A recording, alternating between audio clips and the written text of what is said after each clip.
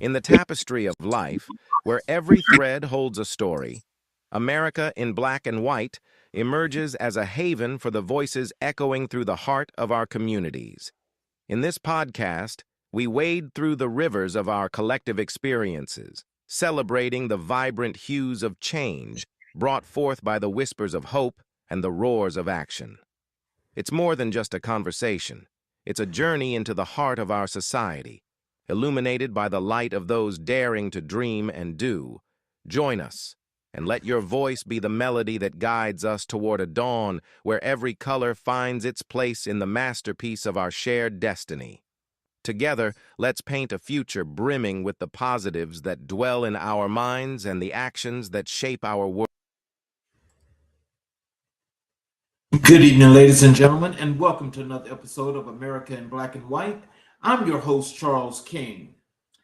Tonight on America in Black and White, we honor a man whose life's work stands at the intersection of education, leadership, and generational transformation. In a world where our young people are too often underestimated, he has spent nearly 4 decades proving what is possible when you build systems that believe in them, invest in them, and prepare them for the world they deserve. From Patterson to Springfield, from Hartford to Boston, from the classroom to the superintendent's office, Kevin McCaskill has lived a journey that reflects discipline, resilience, and a relentless commitment to excellence.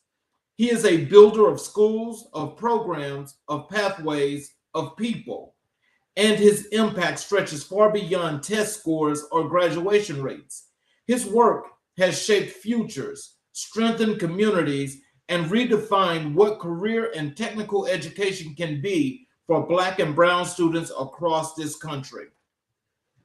Tonight, we explore the story behind the leader, the educator, the coach, the mentor, the visionary, and the man who continues to push the boundaries of what public education can achieve. This is America in Black and White, and this is the conversation we've been waiting to have. Let's bring Kevin McCaskill to the stage, please. Hello, sir. How are you this evening, sir? I am just excellent. What about yourself? Doing well up here in New England. Well, I definitely want to thank you for being with us, and I'm glad that you could take the time to be with us and help us to continuously build our communities when it comes to education. Is there anything you'd like to say to our audience before we get going?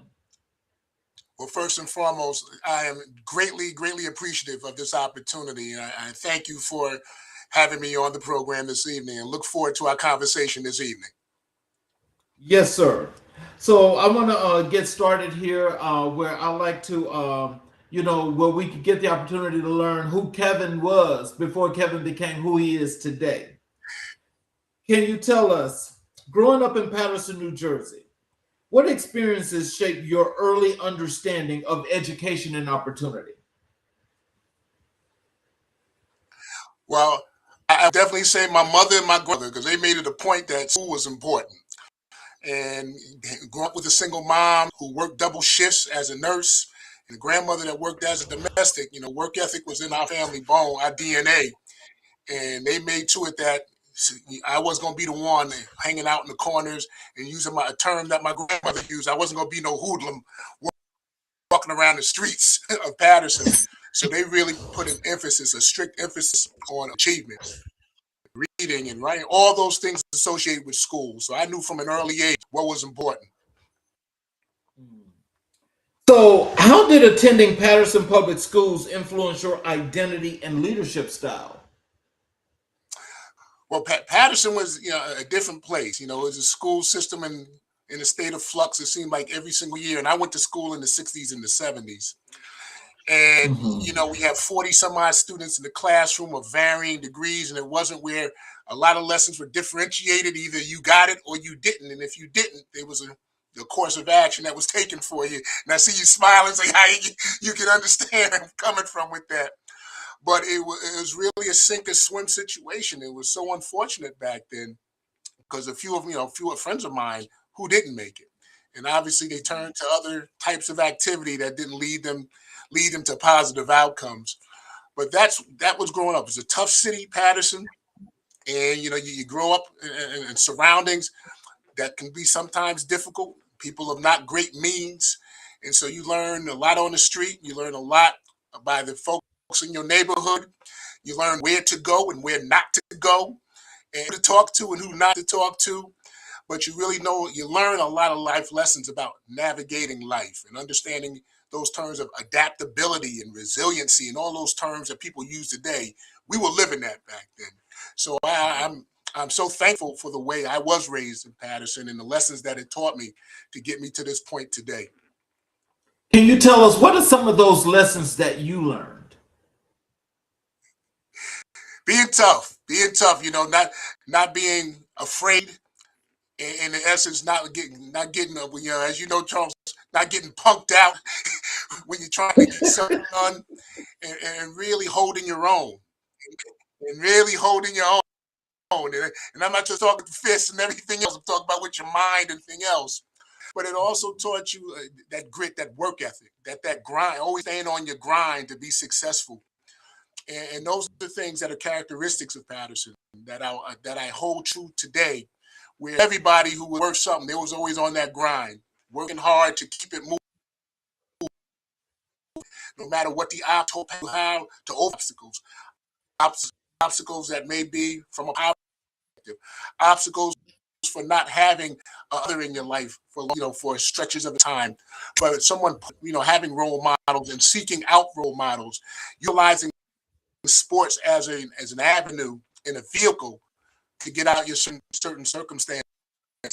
So it really taught me that just can go on and on. I know you got a lot more, but it was really those early life lessons about learning how to move into here. As you think about those life lessons though, and think about, let's transcend that, let's compare that to today's times.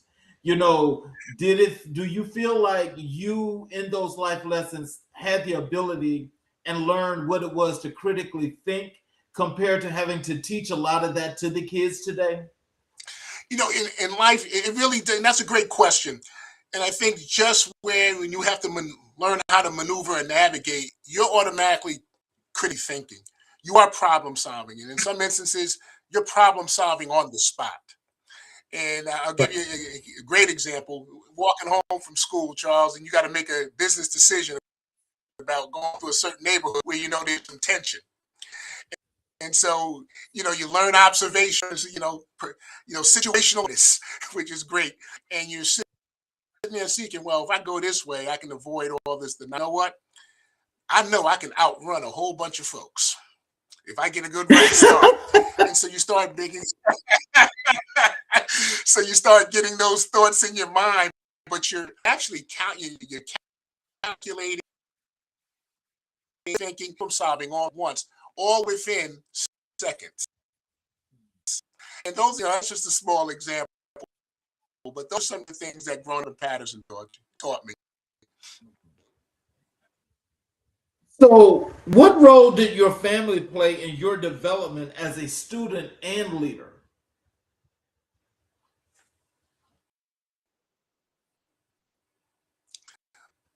And I didn't hear that last question, Charles, breaking up a little bit. Okay, what role did your family play in your development as a student and leader? Oh, support. I mean, they always believed in my abilities to be successful in school, but they demanded that, and it was really go to school, as my grandmother say, be mannerable, behave yourself, make sure that the McCaskill name is ours and it's on your back, and so make sure that people know that you've been raised right.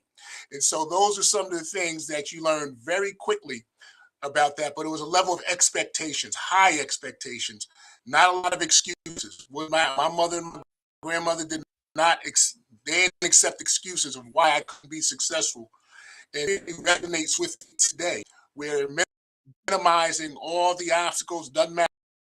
It's about getting things done and getting them done the right way. And so important role my entire life, as well as my uncle, who was a pivotal person in my life as well. He was that male role model who really came out and got me to the point really interested to grow my love of mathematics and statistics and this stuff, because he's a computer scientist, one of the first Black computer scientists that I had ever met.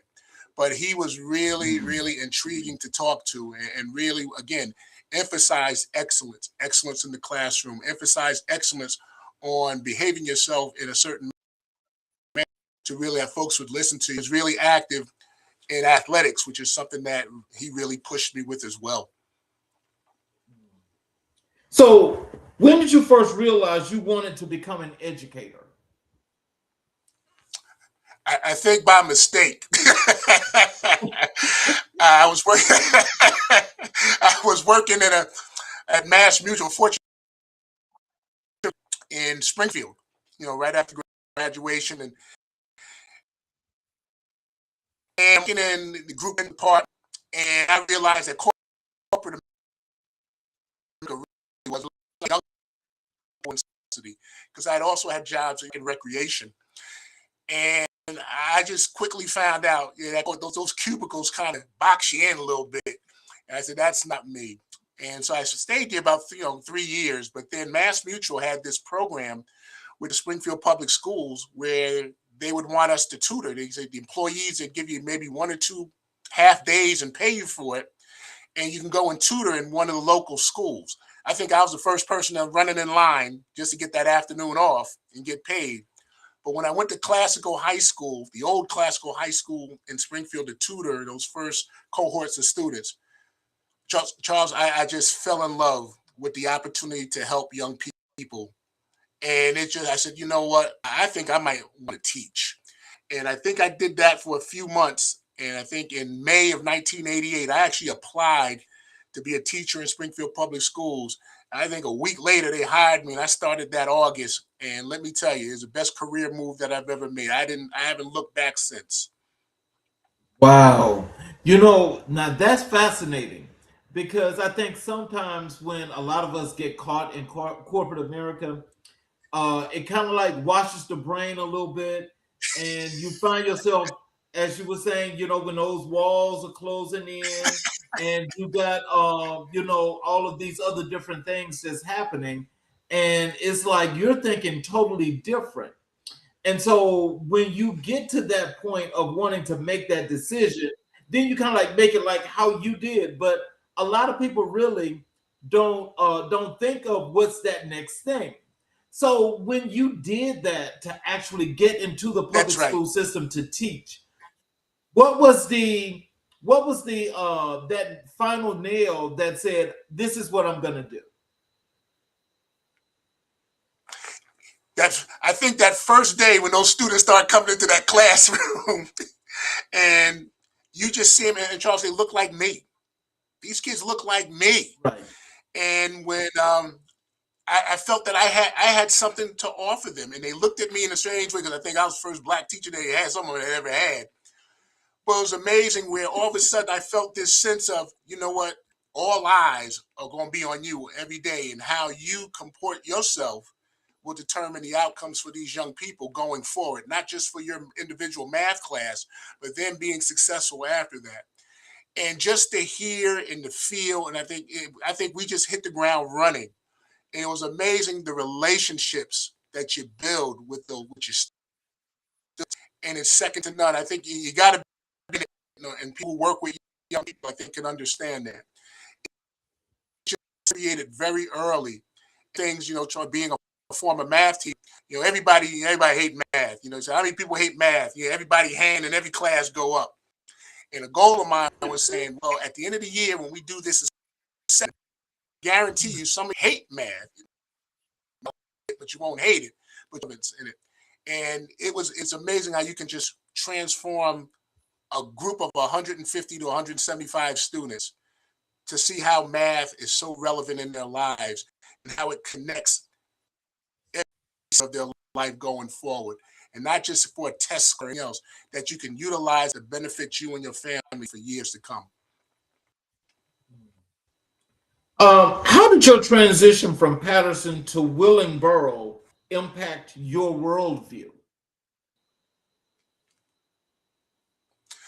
Well, it's a change of family dynamic. My mother got married, and Willingboro was a suburban environment, and it was the first home. It was a home. You're living in a home. You're not living in a three family tenement building, 3 family tenement house. So yeah, had a little yard out in front and all that, all the good things. The air seemed a little fresher. There were the trees all over the place. So yeah, it was a real transition. I couldn't sleep for the first 3 or 4 weeks because it was too quiet. But it was a transition into a real diverse, truly a diverse community, Willingboro, where I lived in Patterson. I mean, we're predominantly black. I mean, it's a good, and you had some families. But going to Willingboro, you saw for the first. I was seeing a lot of interracial families, which was again kind of new. But it was just great seeing just a different slice of life. And not only was I lived there. I went to Willingboro High for 2 years. But it was something that was different and unique, and it was something that really helped me. That there's a brave new world out there outside the world of Patterson, and it was a great experience because it really helped me going on into college. Also, so with that change of environment, what did that environment change do for you mentally and physically? But I was like, well, if you say physically, I actually started growing a little bit. I think I went from 5'4" to 5'10". I think I went from 5'4" to about 5'10", and, and so that someone's that air, that water down there in South Jersey. But it was being around different people, different types of people. It was really and it was really fascinating to have that. And it was a school that was a lot more than the schools that I went to. Wow, these schools aren't falling apart. These and ceiling tiles are actually still in, and it was just a different feel and dynamic where tension you were able. I mean, it seemed like you were just free, and just feeling sure of always look, circumspectly every single day. People were allowed themselves, and it was just a fantastic community to grow up in. And once again, I only really lived down there for the 2 years, my junior and senior year. I think I was fortunate also that my aunt and uncle lived in the community prior, so I'd go down and visit them, and for a couple of weeks on end, but nothing to the point in there. But Willingboro was a real special place as well. What challenges did you face as a young black man pursuing higher education in mathematics?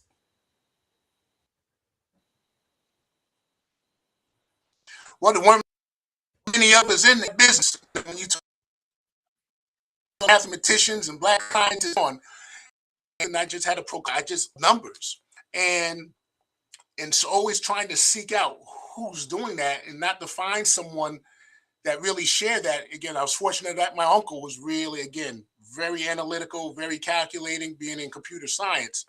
But outside of that, there wasn't really anyone else. And so when you're talking to other people about what they're doing, and I know one of the things when I was heading on to college, and the first thing they ask, what do you want to major, what are you going to major in? And, either English or PE or something like that. I said, no, mathematics. And and everybody would just short circuit. And I found it interesting. I found it funny, but most importantly, it was motivating as well. Make sure that I should get that degree in mathematics. Stigma that we're not entertainers. We're more folks that can be athletically gifted. That we are analytical. We do think critically. We can problem solve all types of STEM fields. So that was a motivation, and this was something I started school all the way through college and into my career as well. Who were the mentors who helped guide you early in your early academic journey?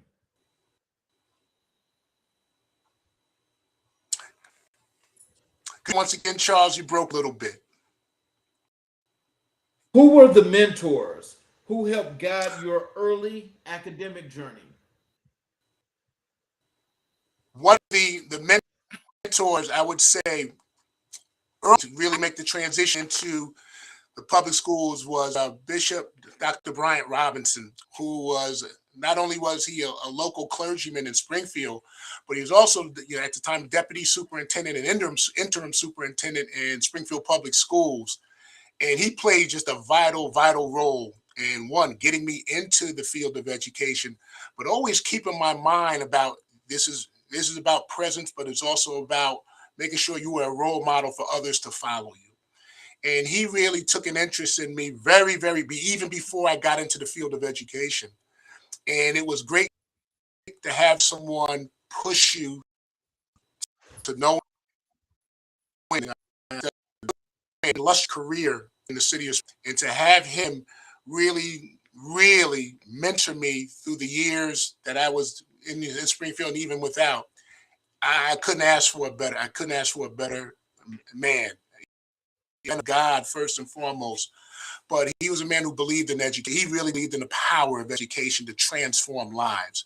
And that, again, resonated in my heart that if he can do this for X number, nearly 4 decades as well, and at some point in time, mantle has to grab that mantle and move forward and just make sure that we can also, then I can continue his legacy of uplifting, especially Black male educators to heights that no one has ever seen. What personal values carried you through college and into your career? Well, college, it was a matter, I think it was more or less, this college is not going to defeat me from not graduating. And especially when, and I went to a predominantly white institution in which the history that a lot of Black students didn't fare well, where, again, they would either transfer out or just would not finish. And, what helped me a great deal was that motivating factor where I'm not going to be one of those individuals. Again, I played basketball as well, which helped greatly. A mathematics major, sitting there with all white folks around me, and I said, "No, this is going to happen. That's going to be my motivation. I'm not going to be the one that walks away from this." So it was always that from my freshman year to my senior year. That was always a driving force that I'm going to make it, and I'm just as good. I'm just as good as all my classmates, if not better. And that's something that I had to not only prove to prove that to myself, but I think by just sticking it out and getting it done, it really opened the eyes of quite a few folks. So, how did your athletic background shape your discipline and leadership? Well, if you want to be anywhere, if you want to be decent in anything, you got to work hard. And again, I go back to earlier on in our conversation about work ethic, and that's something I knew of very early in life. And so with sports, again, discipline, character, resilience, hard, you got to suffer a little pain in order to be good. And I've been fortunate to have some really good coaches that really put that as an emphasis. And being tapped as a captain, in both in high school and as well as college, where people are looking for you for strength. They're looking for you for guidance, but most importantly, for you to always be in control in the worst of times. And I think that's just those opportunities of leadership early on that coaches had enough faith in my ability and the character that I possessed to name me captain. I think really and again help build the demand that day. So, during your sports days, can you tell us what was the importance of teamwork and developing a team? Because I think when you have a great team around you, it makes everyone better. How did that work for you?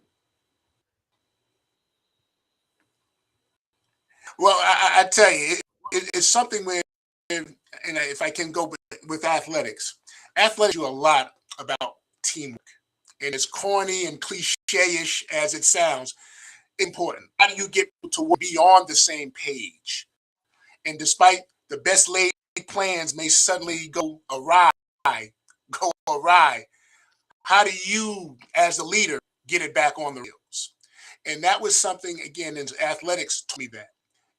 And it's really paid dividends up until today. And when you have large, complex schools such as Brockton High School, we have over 3,500 students.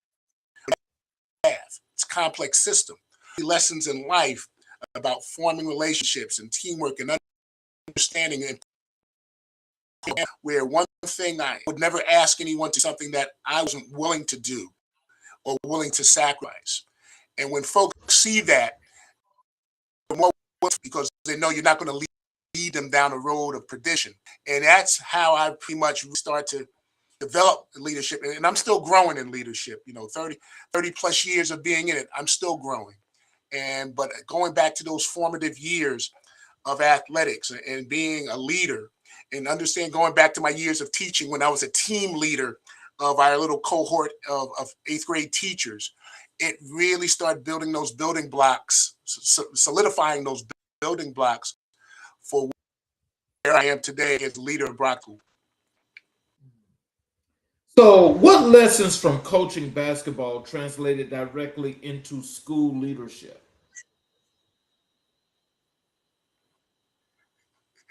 Boy, sometimes the best laid plans they go awry, and it teaches you how to adapt, transition, and really stay committed to a system that you feel that can work. But it also teaches you, again, how do you put the right people in the right places at the right times to move the needle for success. And that's what coaching, because coaching, as you know, it's second by second. Things change in a heartbeat, and you have to pivot at certain times, and sometimes that pivot comes within seconds. And so really understanding how fast your mind can work to adapt to a certain situation has really helped me tremendously with the thinking process when something comes up in school, where you're automatically going into options and abilities to pivot, and how should we pivot? What's going to be that next move, and not just the next move, what would be the next? If I make this move, what are some of the consequences that can occur? And all these processes are happening within seconds. And I think coaching, that's what it's all about. Thinking that great, grander, obviously, such, but has real leadership. Let's transition over to you. Let's delve a little bit deeper into you becoming an educator. Um, what drew you to middle school mathematics as your entry point into education? Going in and making that transition from corporate and private industry into the public schools. First I had to convince my wife that why we had to take that pay cut first and foremost to do this. So that was an interesting conversation to begin with. But when you're Oh, going I in, bet.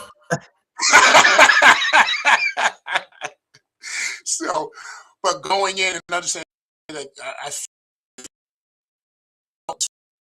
I felt good about it, but understanding the impact, not the effect, but the impact that you could have on young people. That's what I wanted to really experience. And that I thought and I still do, I have something to offer them, and offer them with someone that looks just like them, who's been grew up in the same neighborhoods that they grew up in. And here it is. And I used to come to, and I'm going back to the 80s with a shirt and tie every day. That's something I didn't see every day. And so you start changing the narrative of what it looked like to be a teacher, and a black teacher, and a black role model. And I take that role model role extremely serious, even up until this conversation now. And it's something in which I really want to put myself in the best light so they can see the light. I always want that to happen with our young people. And so coming in, I knew that, math was going to be it, but I knew that there were bigger lessons to learn about responsibility, really taking your proper stance in society, being bold, but not being belligerent, having in essence where you always walk with your head up and your shoulders back, that you were confident in who you were and in the skin that you were in. So it was just much more bigger than mathematics. And I think in the 6 years, I only taught for 6 years, but that was the goal. And I think our mission was accomplished. So in the beginning, and as we think about, just growing up, and you're doing middle school, and these kids are going through the growing pains because they're growing and minds are all over the place. How were you able to navigate that in order to start that process to transcend and grow like it has?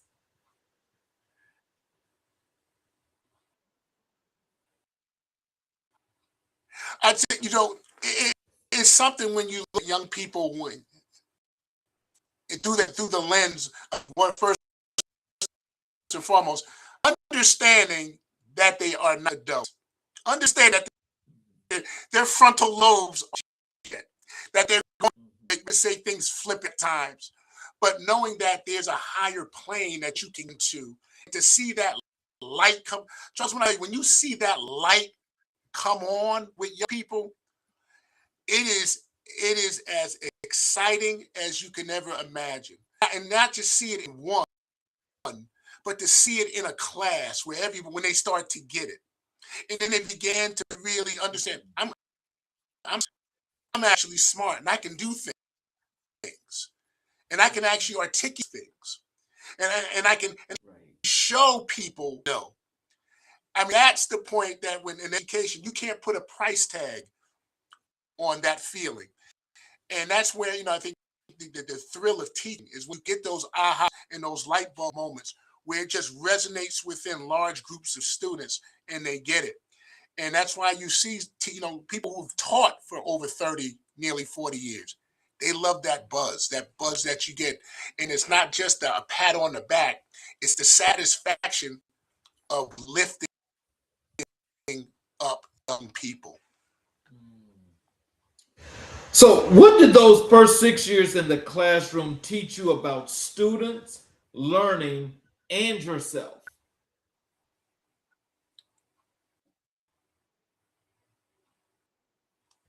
Repeat that one more time, Charles. Okay. What did those first 6 years in the classroom teach you about the students, learning, and yourself? What it taught me a lot about resiliency when some lesson plans didn't work. You got to I can imagine. But I can imagine. But I think with the learn for me with the students is the proof was in the pudding again with our state testing, because we the students that I received, I was fortunate that our students were always testing above grade level, which was fabulous. But the learning piece is that it just wasn't from out of a book. It was something that you can really connecting mathematics to every sector of their life. Really interesting, so they could actually see the beauty part of the why this is important, as opposed to just getting a grade or just knowing how to disconnect. Something as simple as teaching students how to discount sales, utilize sales discounts in their head, the mental math pieces. They were amazed that they could actually do it. And I said, think about it. You could probably get the number faster than they can ring it up on a register. Things where students really start to thinking in that critical mind going. And it was just fascinating to me that they could start getting an appreciation of a subject matter that not only was a mandate, but this mandate transcended the classroom. And as a learner, I learned from them. I learned how to read when to hold, when to pull or push the the accelerator, but then when to rein myself back in to saying we're going a little bit too fast. Let's slow the pace down and let's see how much, because they're not getting it. It really taught me how to read a room quickly. And I know, I got better as I went along. Wow, I gotta say, the thing that I am always proud of and really makes me happy is that when I have the you know, you like and other black men that are educators that have been here on the show, it's like you guys are really making a difference in these classrooms. But it's just so it's crazy that, you know, people don't have the opportunity to know just the impact that you're having in that classroom, Right. and how you're actually changing the whole game of education, you know? Oh, yes, indeed. You said a mouthful right there, Charles. You said a Yeah. mouthful. Yeah. So how did your approach building relationships with students in Springfield? How did you approach? I'm sorry. How did you approach building relationships with students in Springfield? You know, I think one of the advantages that I had, and I might have said it previously, I used to work for the Park and Rec department part time at night. So we had an open gym, and so you're dealing with young people in a different manner.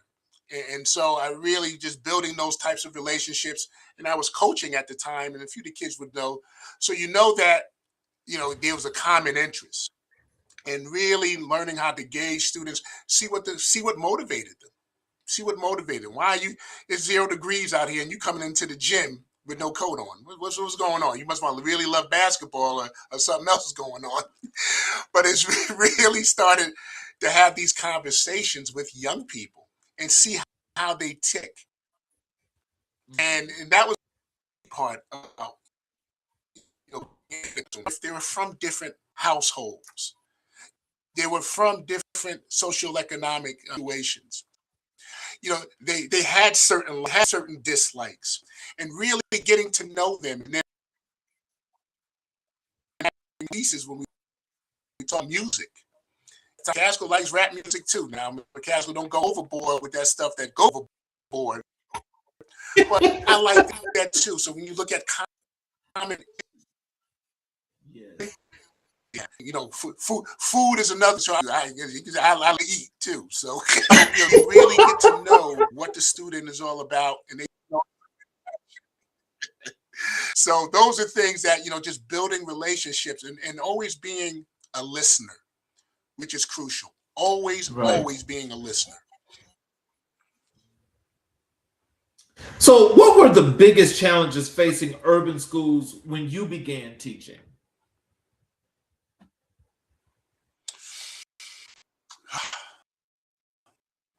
I think so. One of the things is just one, attendance coming on a regular basis. Just with the initiative that we're talking about, but also I think student apathy about, well, this stuff isn't important. And one of the pieces that I really incorporated during teaching history, especially when it comes understanding that they're in those seats because someone died to get in those seats. People sacrifice their bodies and their lives to be sitting in those seats. And that's something, Charles, that we've forgotten today. And I think that has to be revisited in our urban. And I think once our students realize that someone sacrificed for me to have this seat, I owe it to them. I owe it because that could have been my uncle, my great grandfather, my grandfather doing these things. So really putting it into the context of history of Black folks, saying, look, you really need to understand why you were sitting in that seat, getting a free education of others that don't look like you. And and I really had our 8th graders really to understand that. And that really transcended every stop I've gone, because I can't forget, the Rock Nine. I can't forget those things. I forget those building schools for Black folks. So these things in which keep them historical. It appeared, I think the students, they were getting it and understanding they have a moral responsibility to their ancestors, Mhm. responsibility to their ancestors. the heritage educators going forward a lot for them to states.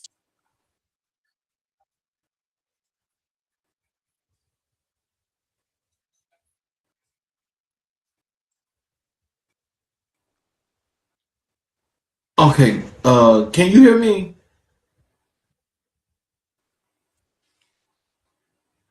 Can you hear me? Okay. Can you hear me now? Hello? Kevin, can you hear me? Can you hear me?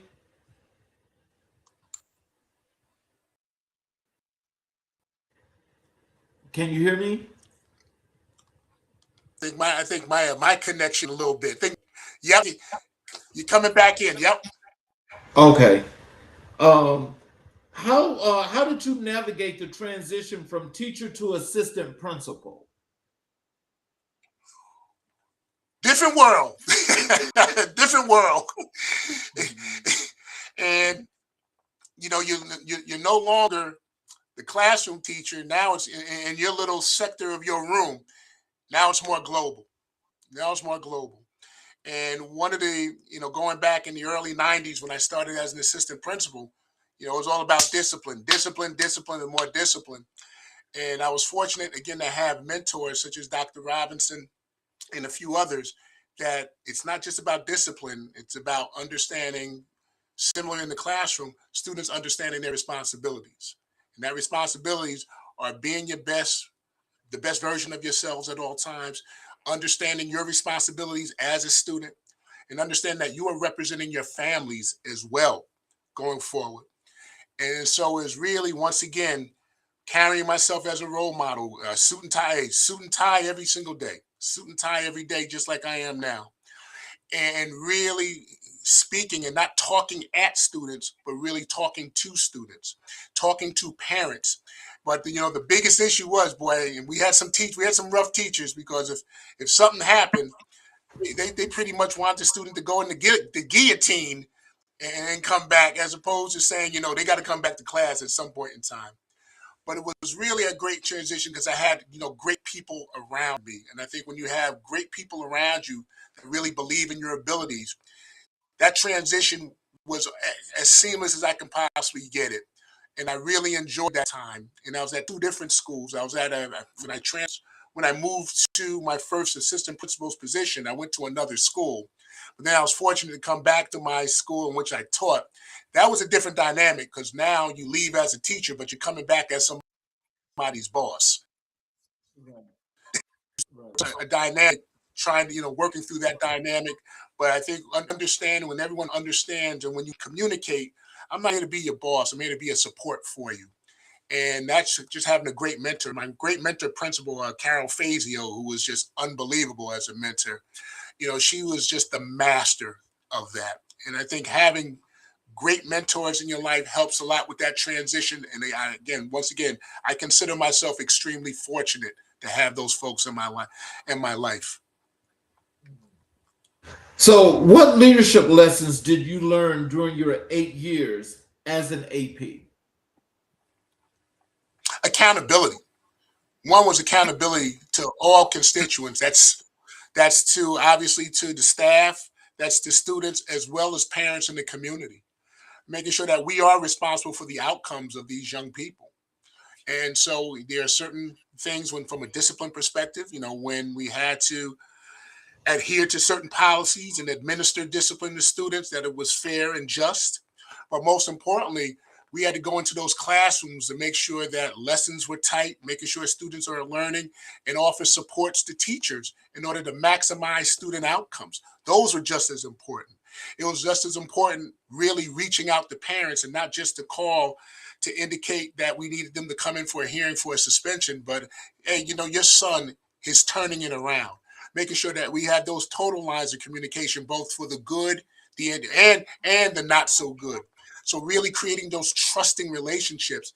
And I want to put an emphasis on those trusting relationships, because they went across the board with students, because students might have not liked what you have did, like for the consequence they were given. given, but it's parent the same way. Why they understood why. That reason for the staff that we were always looking out for students' best interests. And those are some of the leadership pieces that we as business, not just for outcomes on test scores, we want to create dynamic learning environments in which everyone grows, everyone prospers, and each teach one. And we're here as a support network for each and every person in our community.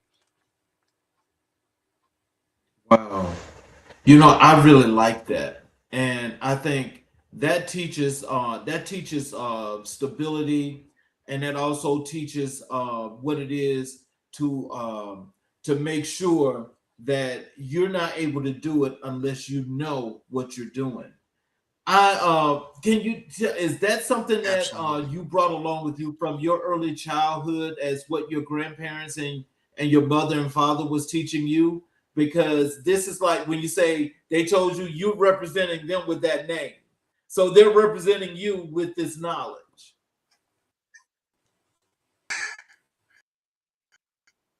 I tell you, it's something that I go back to my grandmother and my mother. I mean, strong, strong, strong women. And it's something when you're trying to raise a knucklehead young man who sometimes doesn't listen all the time, but they made it a point that they never gave up on me. They never gave up on me. But again, there's the lessons of character, being responsible, being mindful of always being mindful of other people. That was a big thing, being mindful of other people as well. And those are ingrained in me. They were ingrained in me from an early age. And I'm ever so thankful for both of them. So, what made you effective in supporting teachers and improving instructions? Being able to look at things and say, did you try this? Is this a possibility?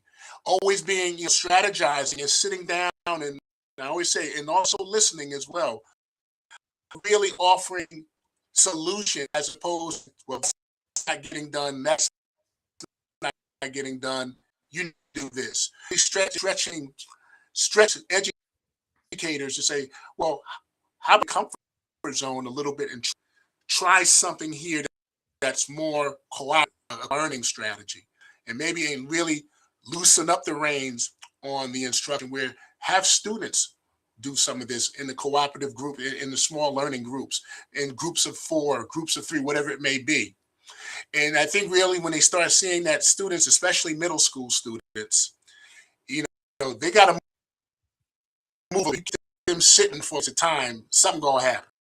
Something gonna happen. But we constructively activities that really allow a lot of kinetics, a lot of movement. I think really having them understand how to classes. If 50% of your students aren't passing in the assessment about what they have learned. So how do you segments? What particular really learn how to disaggregate pieces? What pieces within that math lesson are they not getting? What concepts? And if they're not getting, how can you think about how you teach that particular piece?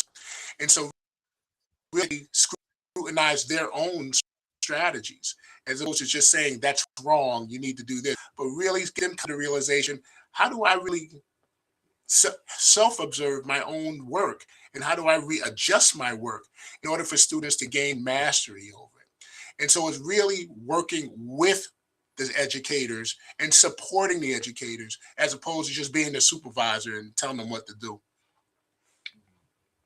So, how did you balance discipline, culture, and academic expectations? I think you align them. I think they have to be aligned.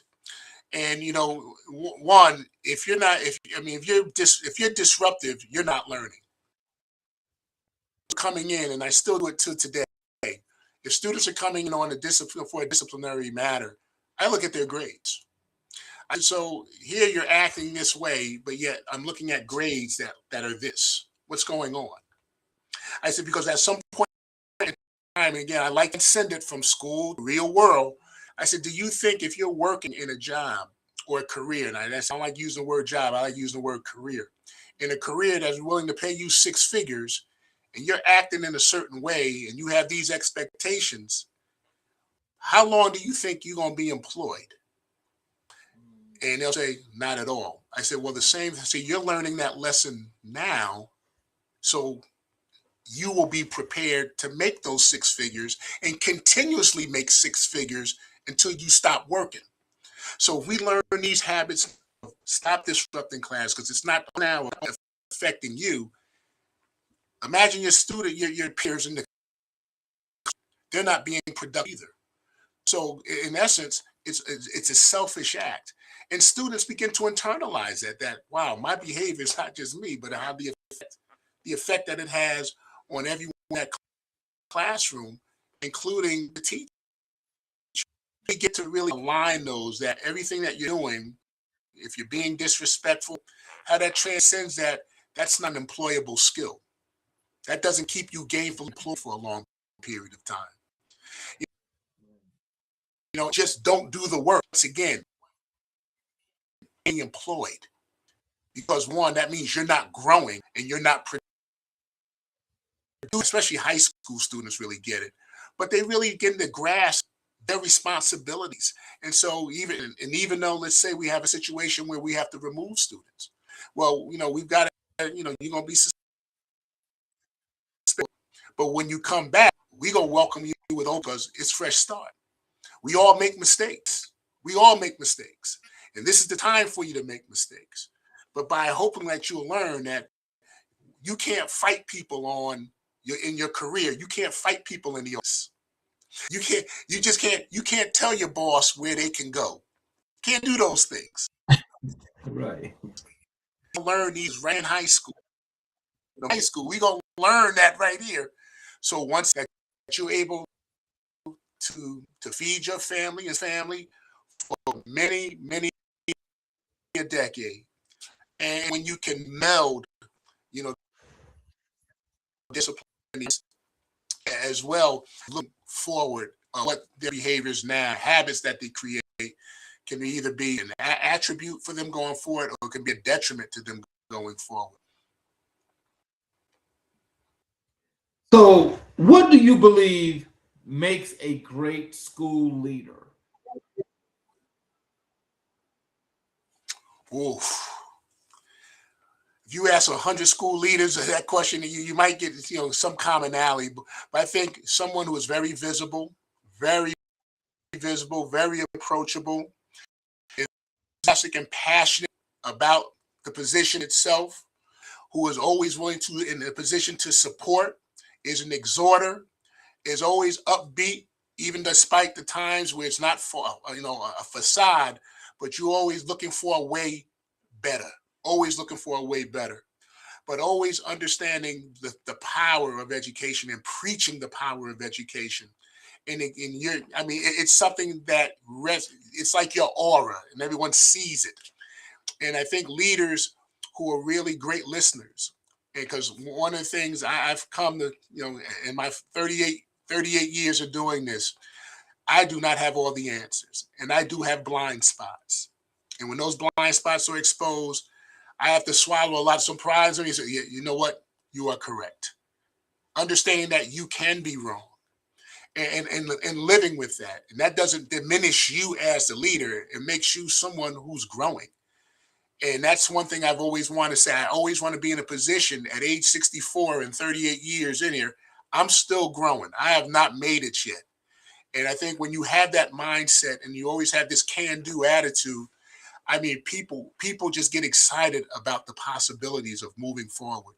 And once again, I've been fortunate to be in positions in which that's always been the case. And then even in my current position here, where they're seeing the possibilities of just becoming this dynamic learning environment here in Brockton, and people are just jumping on board. But really, and also being very knowledgeable about quite a few things, not just with leadership, but again, across the board, just understanding trends in education, really over literally all over the country. If they're doing something exciting, get about it. Find great partners within the community, partners within the private sector, because once again, these are the individuals who at some point in time may hire your students. So really, really have a total engagement and commitment to your school community. So, what moments from your early career still guide your decisions today?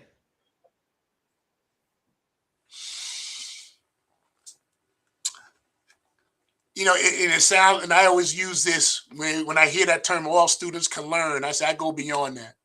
All students have possibilities of greatness and success. Some of it's delayed, but there's something within every single student, and I hold firm to that.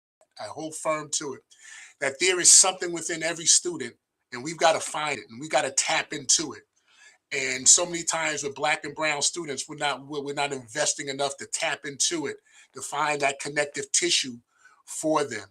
And that's something that's been a trek for me for 38 years, that I will continue to look at tapping into. What can we do to turn on that light and turn on that generator within them to get them excited about something? If it's a subject, if it's a club, if it's something that really puts a light in their life. And that's a journey, and sometimes it takes some excavation to get to it with some of our students. But I think it's worth the dig. I think it's worth the dig. So, let's talk about your leadership across multiple schools. What was your vision when you became principal of DeBerry Elementary? Well, I was replacing a legend, a woman by the name of Barbara Jefferson, who had been there for 30 plus years, and she was a pillar to the community. And I think the key part of transitioning from her to me was me and her we were colleagues, and she really helped me greatly transition to that role. And for me, it was new. I was coming from middle school to elementary school, but when it was a K through 5 school, and in the heart of the neighborhood, in the heart of the neighborhood, and it's something where once again, it's all about presence and suit and tie every single day, and making sure that I was that role model that these young people saw every single day. And one thing I told the staff is that, in middle school, we don't teach students how to read in middle school. So you're going to show me and Charles, I got a lesson in the 2 years I was there. It was remarkable to see how students learn how to read. And that really set the impetus for me understanding the value of education, patience in education, strategies, differentiated learning. That laid the framework of all those pieces for me to move forward. And I see that I needed that 2 years. I needed that 2 years in elementary school to get to the believe that, to get to the high school level, become a better leader. So, how did you approach leading in elementary school after years in secondary education? Different, because once again, you're learning the true foundation of learning, and the importance of great teaching. And I was fortunate that we had great elementary school. That every day, one thing you learn about young kids, every day is a new day. They might have been spilling paint and knocking over stuff the one day, and they came to school as if nothing happened the next day.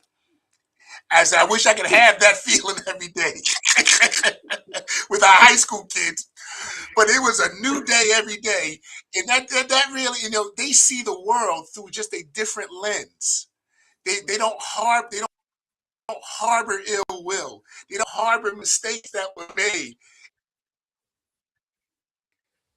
McCaskill, here for another day of school. And so it was a way of mentality that I think